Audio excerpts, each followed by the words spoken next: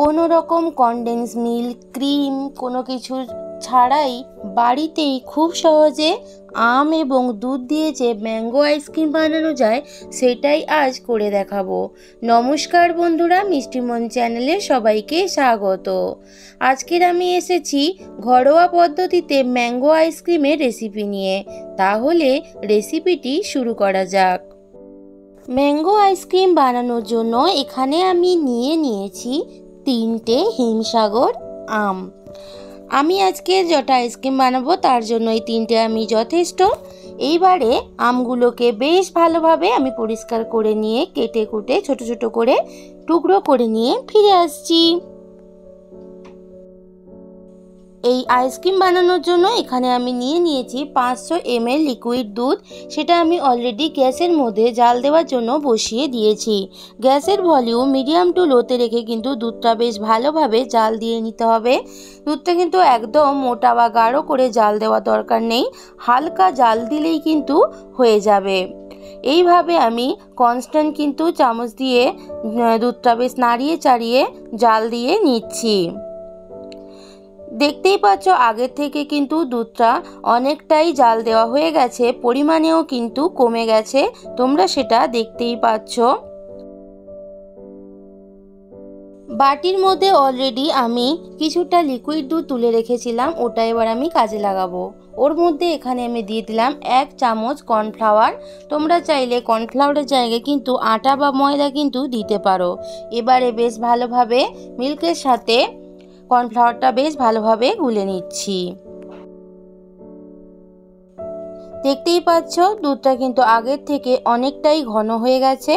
এইবারে গ্যাসের ভলিউমটা একদমই কমিয়ে দিলাম, দিয়ে এখানে কর্নফ্লাওয়ার যেটা দুধের সাথে গুলে রেখেছিলাম ওটা এবার দিয়ে দিলাম। দিয়ে বেশ ভালোভাবে আবারও একটু চামচ দিয়ে নাড়িয়ে চাড়িয়ে দিচ্ছি।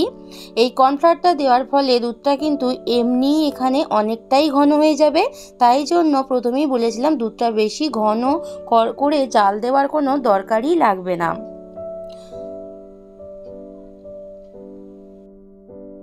কর্নফ্লাওয়ার দেওয়ার ফলে দুধটা কিন্তু একদমই ঘন হয়ে গেছে, যেটা তোমরা দেখতেই পাচ্ছ। এইবারে দুধটা গ্যাস থেকে নামিয়ে নিয়ে একটু ঠান্ডা করে নেব। এদিকে আমি আমগুলো অলরেডি ছোট ছোট টুকরো করে পিস করে কেটে নিয়েছিলাম, দেখতেই পাচ্ছ। আমি আমার মতো ছোট ছোট করে কেটেছি। এরপর একটা মিক্সার গ্রাইন্ডার নিয়ে নিলাম এবং তার মধ্যে নিয়ে নিচ্ছি কেটে রাখা টুকরো করা আমগুলো। যে যতটা বানাবে সেই অনুযায়ী কিন্তু ততগুলো সে কিন্তু আম নেবে। এইবার এর মধ্যে এখানে দিয়ে দেব চিনি। যেহেতু আমটা অনেকটা মিষ্টি আছে তাই এখানে আমি চিনি দিয়ে দিলাম পরিমাণ মতো। মিষ্টি যে যেমন খাবে সেই অনুযায়ী দিয়ে দিও। এইবার এখানে দিয়ে দিচ্ছি গুঁড়ো দুধ।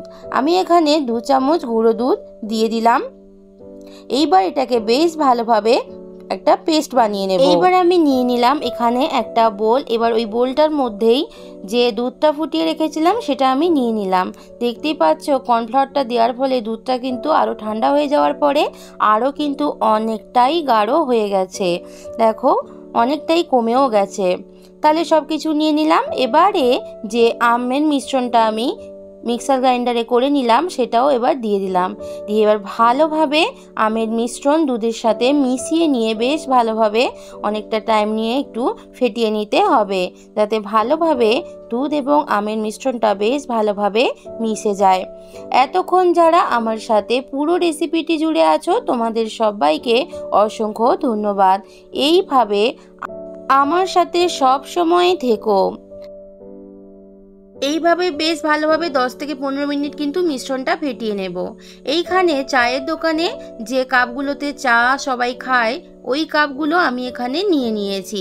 আমি আজকে এই কাপগুলোর মধ্যেই কিন্তু আইসক্রিম বানিয়ে দেখাবো। এবার ওই মিশ্রণটা প্রত্যেকটা কাপের মধ্যে আমি পরিমাণ মতো নিয়ে নেব। মনে রাখতে হবে কাপটা কিন্তু ভর্তি করে নিলে হবে না, কারণ যেহেতু আইসক্রিম হবে, কারণ এটা জমে যাবে, এর ফলে জায়গাটা একটু ফাঁকা না থাকলে কিন্তু ফেটে যেতে পারে। এই জন্য উপরের দিকে একটু জায়গা ফাঁকা রেখে কিন্তু প্রত্যেকটা কাপের মধ্যে মিশ্রণগুলো আমি নিয়ে নিচ্ছি।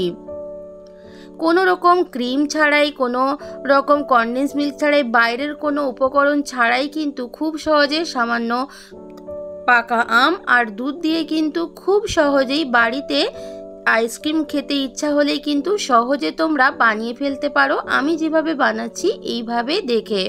আমার আজকের রেসিপি ভালো লাগলে অবশ্যই আমার পাশে থেকো এবং একটু জানিও তোমাদের আমার আজকের এই রেসিপিটি কেমন লাগলো।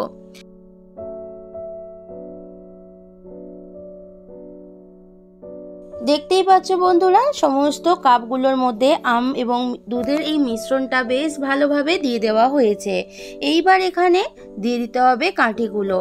আমার কাপগুলো একটু ছোট ছিল, সেই অনুযায়ী কাঠিগুলো কিন্তু একটু বড় ছিল, তাই একটুখানি সমানভাবে কিন্তু কাঠিগুলো বসেনি আইসক্রিম যখন জমে গেছিলো। তাই তোমরা কিন্তু যেরকম কাপ নেবে সেই অনুযায়ী কিন্তু কাঠিটা ইউজ করো। এইবার আমি ওভারনাইট ফ্রিজের মধ্যে রেখে দেবো। সারা রাত ডিপ ফ্রিজের মধ্যে রেখে দিয়েছিলাম। এইবার বের করে নিলাম। দেখতে পাচ্ছ বেশ ভালোভাবে কিন্তু আইসক্রিমগুলো জমে গেছে। আমি কাপগুলো উঁচু করে দেখিয়ে দিচ্ছি, তাও কিন্তু পড়ে যাচ্ছে না, তার মানে বেশ ভালোভাবে আইসক্রিমগুলো জমে গেছে। দেখতেও কিন্তু অনেকটাই ভালো লাগছে। এত গরমের মধ্যে এরকম যদি ম্যাঙ্গো আইসক্রিম বাড়িতে পাওয়া যায় তাহলে কিন্তু প্রাণটাই কিন্তু জুড়িয়ে যাবে। এইবার আমি একটা কাপ থেকে আইসক্রিমগুলো খুলে নিচ্ছি। আমি প্রথমেই বলেছিলাম আমার এই কাপের পরিমাণ অনুযায়ী কিন্তু কাঠিগুলো একটু বড় আছে, তাই একটু কিন্তু সমানভাবে কাঠিগুলো শেপ হয়ে পড়েনি। তাই তোমরা কিন্তু অবশ্যই যখন আইসক্রিম বানাবে এই জিনিসটা মাথায় রাখবে। দেখতেই পাচ্ছ আইসক্রিমগুলো আমি এখানে প্রথমেই 3টে নিয়ে নিলাম, সবগুলো একসাথে বের করে নেব না। খুব সহজেই এবং খুব চটজলদি ঘরোয়া উপকরণ দিয়ে সামান্য পাকা আম আর মিল্ক দিয়েই কিন্তু খুব সহজেই বানিয়ে ফেললাম আজকের ম্যাঙ্গো আইসক্রিম, যা খেতেও যেমন হয়েছে টেস্টি এবং এই গরমের জন্য একদম পারফেক্ট হয়েছে।